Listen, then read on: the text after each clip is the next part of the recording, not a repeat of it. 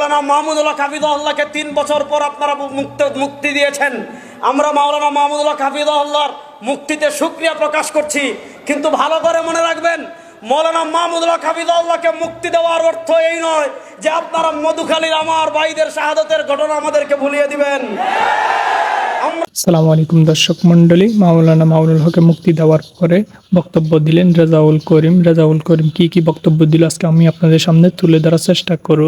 তো মাওলানা রেজাউল করিম কি বক্তব্য দিল আমি আপনাদেরকে ভিডিও ফুটেজটি দেখাইতেছি। তার আগে আপনাদের কাছে ছোট্ট একটা রিকোয়েস্ট থাকবে, যারা এখনো পর্যন্ত আমার চ্যানেলটি সাবস্ক্রাইব করে নাই তারা নিত্য নতুন সকল ধরনের সত্য নিউজ পেতে আমার চ্যানেলটি সাবস্ক্রাইব করে পাশে থাকা বেল আইকনটি অল করে দিবেন আর ভিডিওটি বেশি বেশি শেয়ার করে দিবেন, সবাইকে দেখার সুযোগ করে দিবেন। মাওলানা মাহমুদুল্লাহ হাফিজাহুল্লাহকে 3 বছর পর আপনারা মুক্তি দিয়েছেন।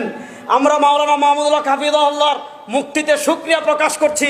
কিন্তু ভালো করে মনে রাখবেন, মাওলানা মাহমুদুল্লাহ হাফিজাহুল্লাহকে মুক্তি দেওয়ার অর্থ এই নয় যে আপনারা মধুখালীর আমার ভাইদের শাহাদাতের ঘটনা আমাদেরকে ভুলিয়ে দিবেন।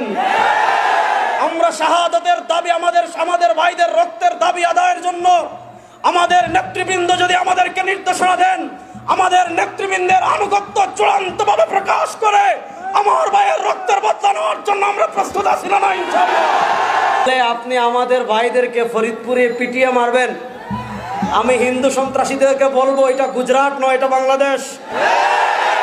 আমি হিন্দুদেরকে বলবো এটা দিল্লি নয়, এটা বাংলাদেশ। আমি বলবো এটা ইন্ডিয়া নয়, এটা শাহজালালের পুণ্যভূমি বাংলাদেশ। এখানে আপনি আমার ভাইকে পিটিয়ে মারবেন আর পূজার নামে দেশি অস্ত্র আমাদেরকে দেখাবেন। যদি আমাদের সাথে আপনারা খেলতে চান, মাঠে আসেন, আমরা খেলার জন্য। আমরা পরিষ্কার ভাষায় বলতে চাই, মন্দিরে নিরাপদ থাকুক, এটা আমরাও চাই। মন্দিরে যারা আগুন লাগিয়েছে তাদের বিচারের সম্মুখীন করা হোক, এটা আমরাও চাই।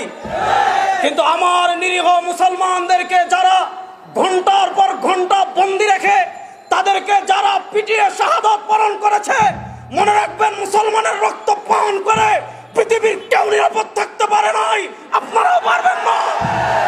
এই রক্ত কথা বলবে ইনশাআল্লাহ। আসসালামু আলাইকুম ওয়া রাহমাতুল্লাহ। মধুখালীতে হামলা কেন? প্রশাসন জবাব দে। আমার ভাই শহীদ কেন? প্রশাসন জবাব দে। আমার ভাইয়ের রক্ত বৃথা যেতে দিব না। আমার ভাইয়ের রক্ত বৃথা যেতে দিব না। আমার ভাই কবরে, এক্ষুনি কেন বাহিরে?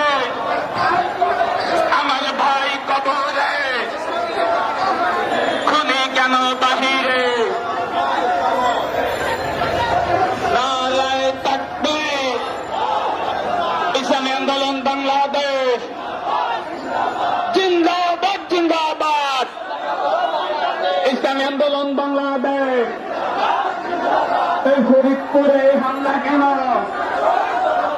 প্রশাসন জবাব দেয়। ফরিদপুরে হামলা কেন? এই আমার ভাই শহীদ কেন? প্রশাসন জবাব দেয়। আমার ভাই মরল কেন? এই আমার ভাইয়ের রক্ত বৃথা যেতে দিব না। আমার ভাইয়ের রক্ত